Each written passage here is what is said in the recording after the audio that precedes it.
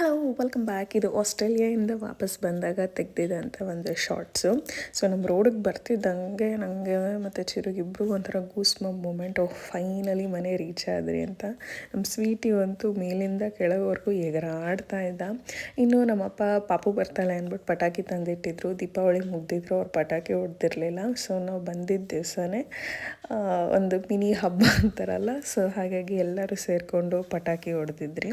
Usually ನಾನು ಕೇಳಿರೋ ಹಾಗೆ ಬೇರೆ ದೇಶಕ್ಕೆಲ್ಲ ಹೋಗಿ ಬಂದರೆ ಇಲ್ಲಿ ಇಂಡಿಯಾದಲ್ಲಿ ಇರೋಕ್ಕಷ್ಟು ಇಷ್ಟ ಆಗಲ್ಲ ಅಂತ ಹೇಳ್ತಾರೆ.